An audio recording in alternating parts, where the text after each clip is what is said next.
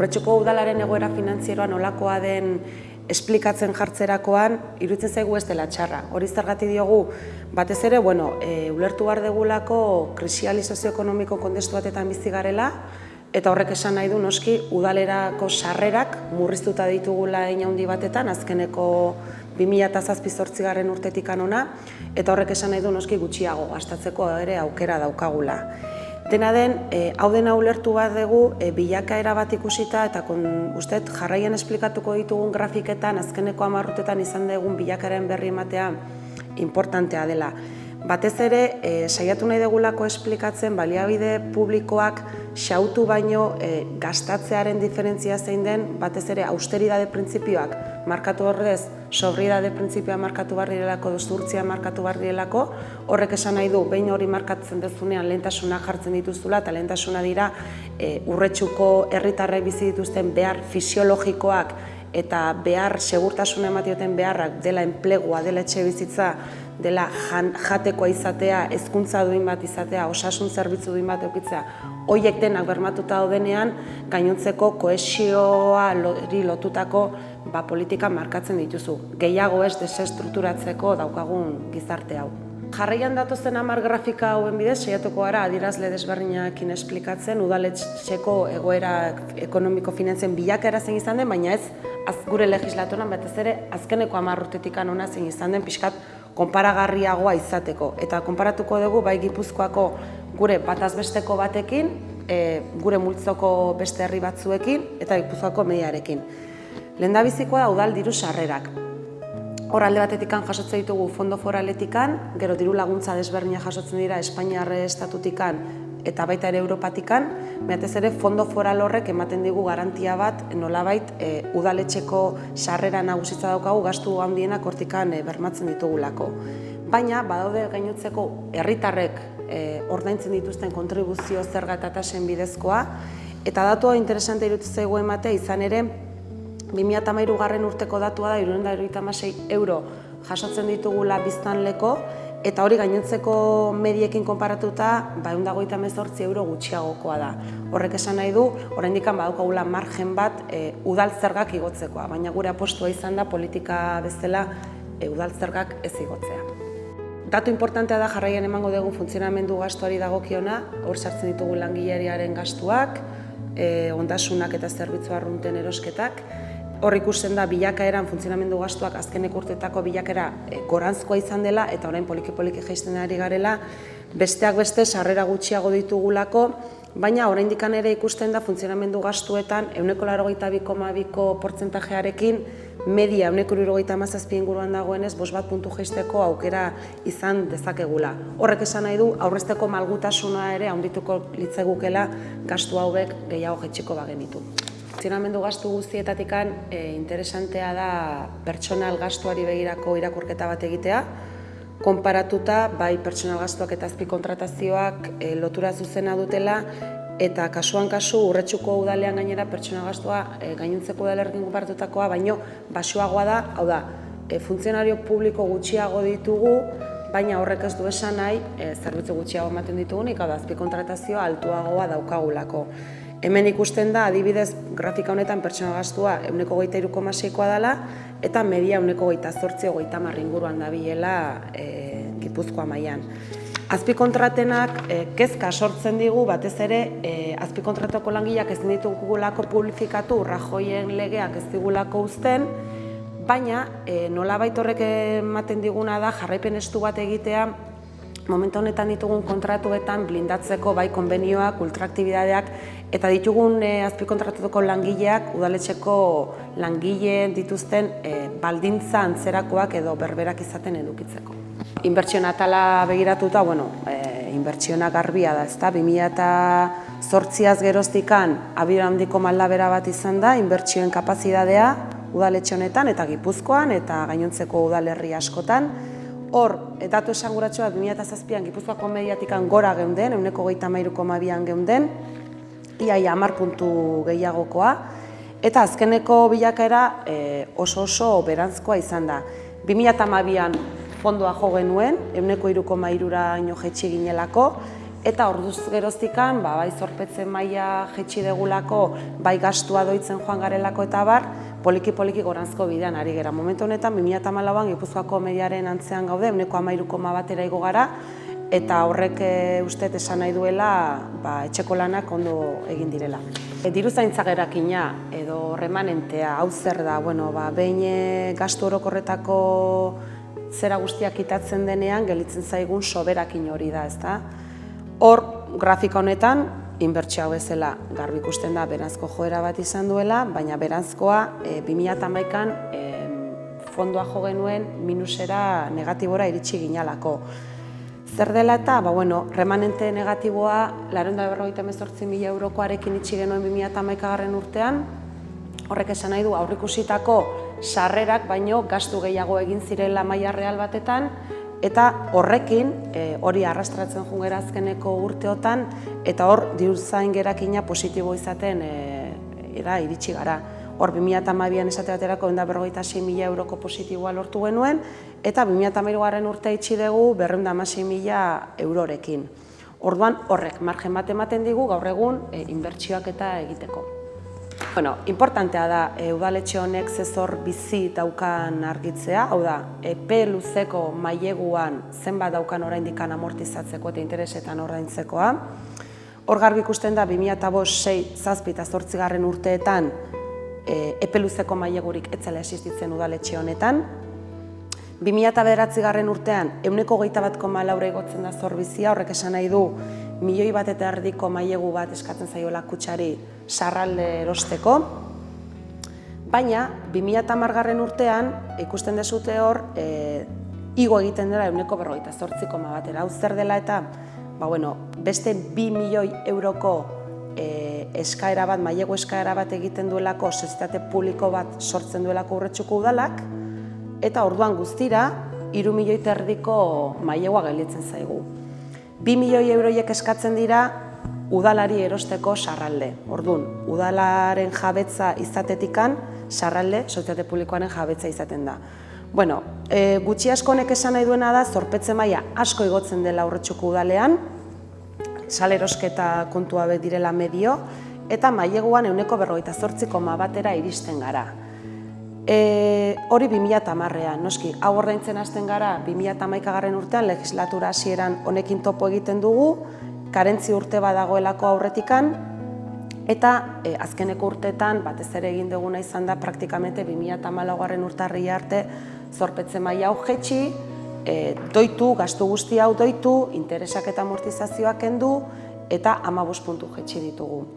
Hau, dirutara eramanda da, azkeneko 3 urteotan, 1.000.000 euroko zorpetzea jetxi dugula, hau da, amortizatuta ditugula 1.000.000 euro, baina oraindik beste 2 milioi eta erdiko zorpetzea gelditzen zaigula. Dena den, datu honek esan nahi du, momentu honetan 133,3ko zorbizia daukagula, eta Gipuzkoako media 134 eta 143,5 daudela.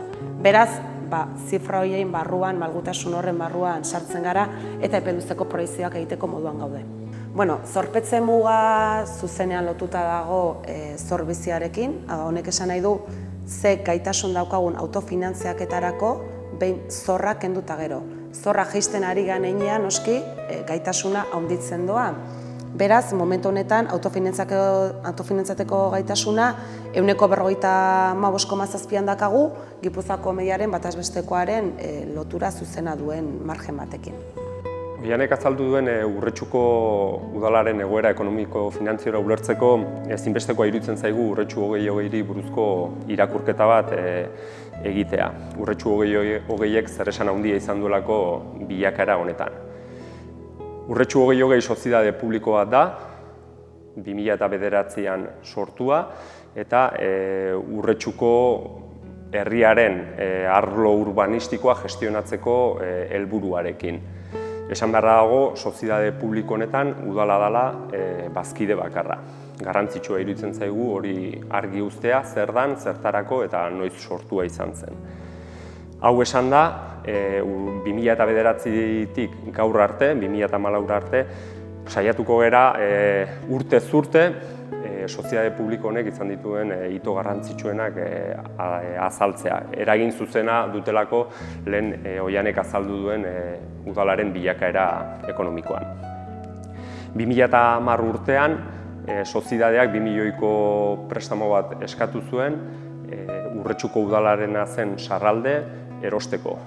1.475.000 euro gehi bez ordaindu zion sozietate publikoak udalari. Eta 2010ean zehar ere udalak aginduta pagotako obra enkomienda baten bitartez sozietateak berak gauzatu zuen.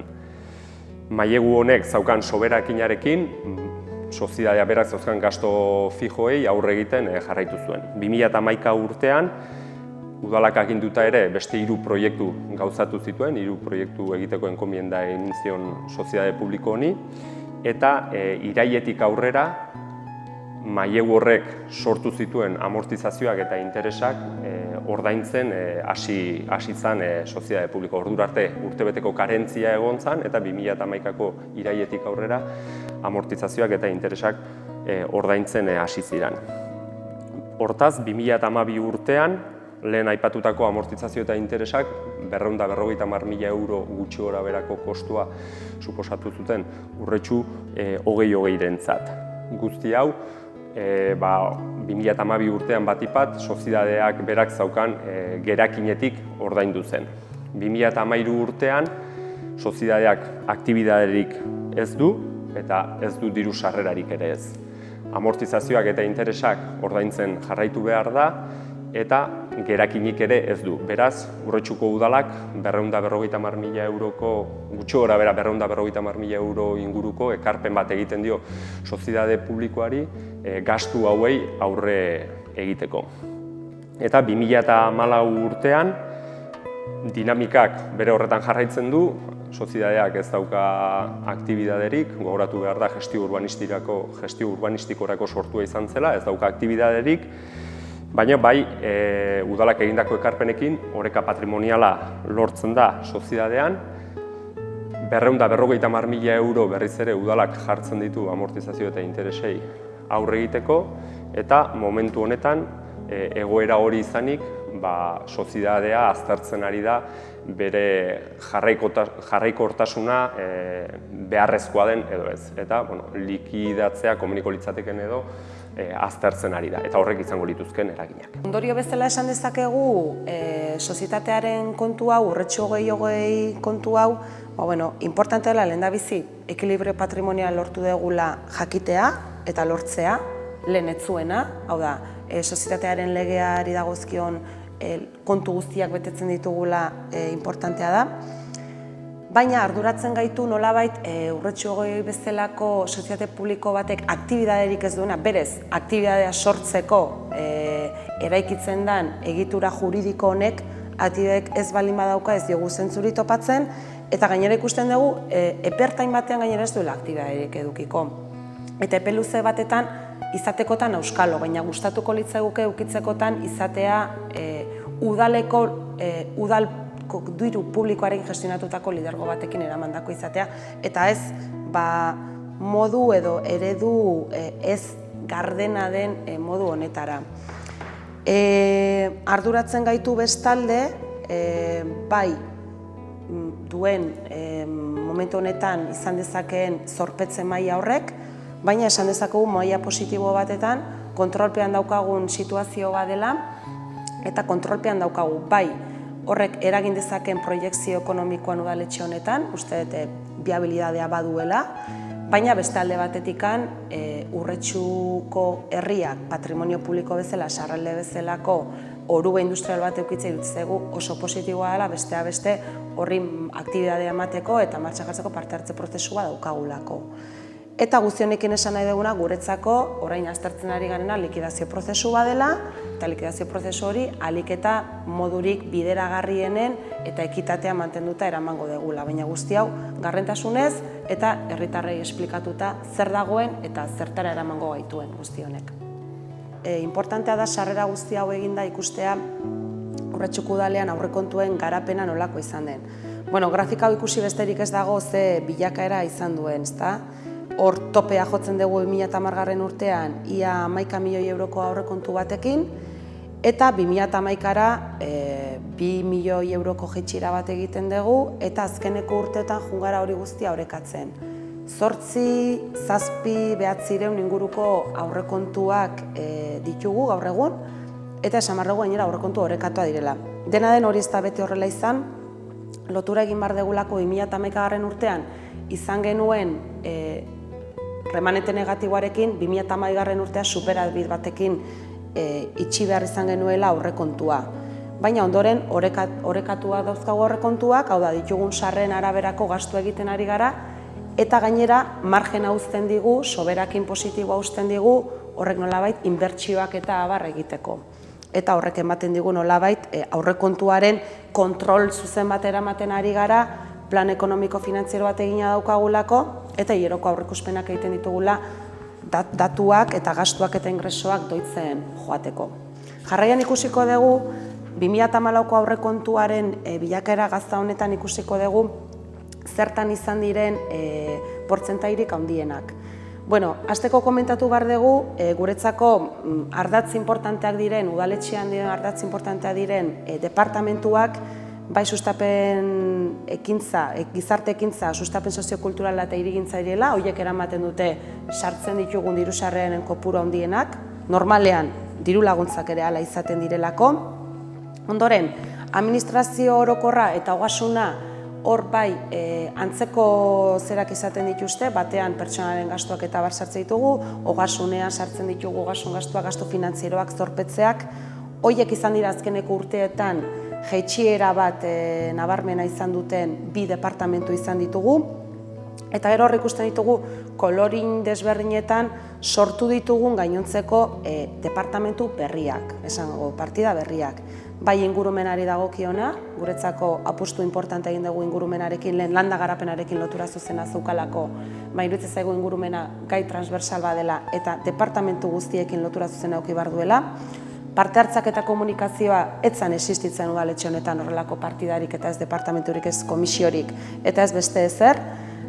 Argi esan behar dugu guretzako ardatz estrategikoa dela eta horretarako 75.000 euroko partida sortuta daukagula. Eta noski landa garapena. Landa garapena ulertuta lehenbiziko sektorea indar berritzeko beharrezkoa daukagula partida bat zuzenean baserritarrekin beraiek zuzendutako ardatzak eta politikak markatzen ditugula. Eta ondoren bai alkatetzari dagokion gastua ia 140 batean jaitsi da azkeneko 3 urte hauetan eta hezkuntzari dagokiona mantendu egin dugu.